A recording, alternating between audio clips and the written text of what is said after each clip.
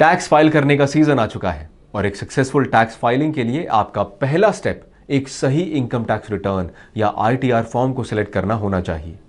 आप मेरा यकीन करें, सही फॉर्म को चूज करना एक hassle free tax filing experience के एक सीक्रेट कोड की तरह है।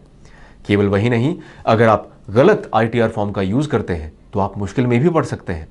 एक गलत आईटीआर फॉर्म से आपको इनकम टैक्स का नोटिस आ सकता है, इससे पेनल्टी की नौबत आ सकती है और या इसका लीगल इंप्लीकेशन भी हो सकता है।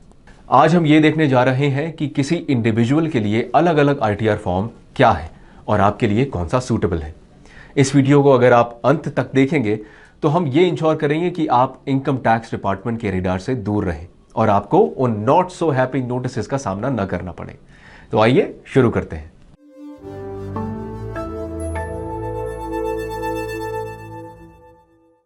एक सैलरीड पर्सन के लिए 4 आईटीआर फॉर्म्स अवेलेबल हैं, जिसमें से आप कोई भी एक फॉर्म चूज कर सकते हैं, जो कि है आईटीआर 1, आईटीआर 2, आईटीआर 3 और आईटीआर 4।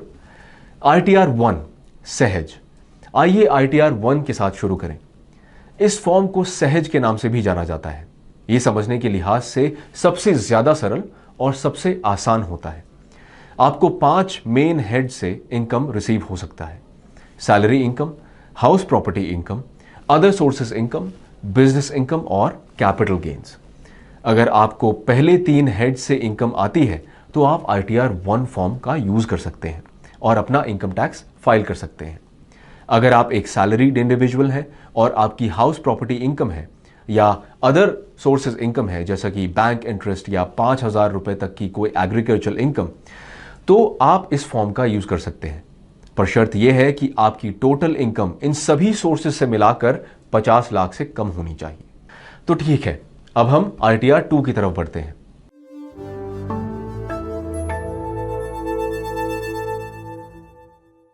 आईटीआर 2 सहज के थोड़े और एडवांस वर्जन की तरह है।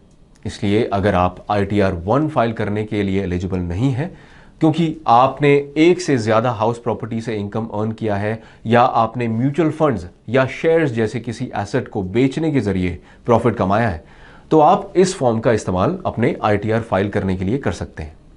सैलरीड इंडिविजुअल्स के अलावा HUFs यानी हिंदू अनडिवाइडेड फैमिलीज भी आईटीआर 2 फाइल कर सकते हैं। अब आइए आईटीआर 3 की तरफ मूव करें।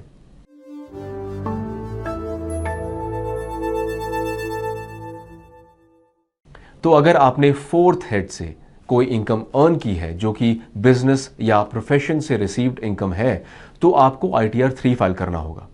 इस फॉर्म को ऐसे लोगों के लिए डिजाइन किया गया है जो कि बिजनेस ओनर्स हैं या प्रोफेशनल्स हैं या फिर ऐसे इंडिविजुअल्स जिनकी इनकम किसी पार्टनरशिप फर्म से आती है। इसलिए अगर आप एक फ्रीलांसर, डॉक्टर या आर्किटेक्ट हैं तो आपको आईटीआर 3 फाइल करना चाहिए। इस फॉर्म से आप रिटर्न फाइलिंग करते समय अपनी बिजनेस इनकम, डिडक्शंस और एक्सपेंसेस को डिक्लेयर कर सकते हैं। बस आपको इतना श्योर करना है कि आपका फाइनेंशियल रिकॉर्ड ऑर्गेनाइज्ड होना चाहिए। अब आइए आईटीआर 4 की तरफ मूव करते हैं।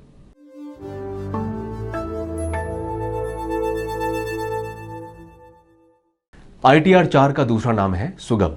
अब इस फॉर्म पर आपको ज्यादा अटेंशन देने की जरूरत है।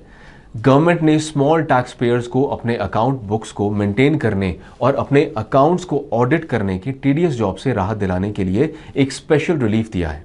इस आईटीआर फॉर्म को किसी इंडिविजुअल, HUF या पार्टनरशिप फर्म द्वारा यूज किया जा सकता है, पर यहां कंडीशन यह है कि इंडिविजुअल के पास कुल 50 लाख रुपए तक की टोटल इनकम हो और स्मॉल बिजनेसेस के पास एक फाइनेंशियल ईयर में 2 करोड़ रुपए तक की ग्रोस रिसीट्स हो।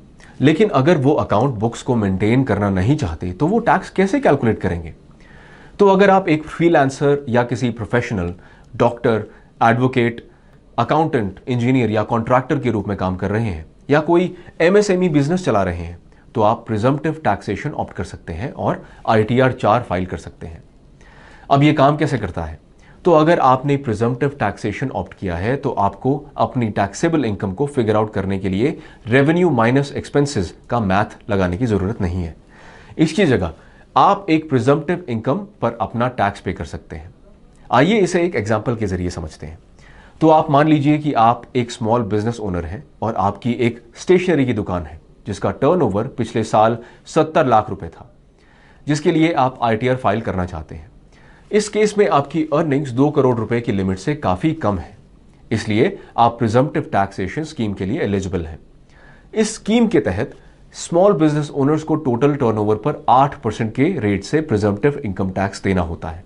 इसलिए इस केस में आपको 70 लाख रुपए पर 8% का टैक्स पे करना होगा, जो 5.6 लाख रुपए बनता है। इसी तरह अगर आप एक फ्रीलांसर या इंटीरियर डिजाइनर, आर्किटेक्ट या अकाउंटेंट के रूप में काम कर रहे हैं, तो आपको साल के दौरान अपनी ग्रॉस अर्निंग्स के आधे या 50% पर प्रिजम्प्टिव टैक्स पे करना होगा। लेकिन यहां एक शर्त है। एक टैक्स पेयर जो प्रिजम्प्टिव टैक्सेशन स्कीम को चूज करता है, उसे निश्चित रूप से उस फाइनेंशियल ईयर जिसके लिए इनकम टैक्स पे करना है, उसके 15 मार्च से पहले टैक्स की पूरी रकम को एडवांस में पे करना होगा। अगर आप ऐसा करने में फेल हो जाते हैं तो आपको आउटस्टैंडिंग टैक्स पर 1% पर मंथ के रेट से इनकम टैक्स डिपार्टमेंट को पेनल्टी पे करनी होगी। मुझे उम्मीद है कि अब आप समझ गए होंगे कि इस साल अपना टैक्स फाइल करते समय आपको कौन सा फॉर्म चूज करना है। आप चाहें इंडिविजुअल, स्मॉल बिजनेस ओनर हो या प्रोफेशनल हो, सही फॉर्म चूज करना एक्यूरेट रिपोर्टिंग और कंप्लायंस सुनिश्चित करता है। अब आप कॉन्फिडेंटली सही फॉर्म को चुन सकते हैं और किसी भी पोटेंशियल इनकम टैक्स पेनल्टी से बच सकते हैं। अगर आपको यह वीडियो पसंद आया हो तो प्लीज हमारे चैनल को लाइक और सब्सक्राइब करें और इस वीडियो को दूसरों के साथ जरूर शेयर करें। और अगर आपको कोई सवाल हो तो उसे कमेंट सेक्शन में जरूर लिखें। हम आपसे फिर मिलेंगे एक और इंसाइटफुल वीडियो के साथ। Mutual fund investments are subject to market risks. Read all scheme related documents carefully.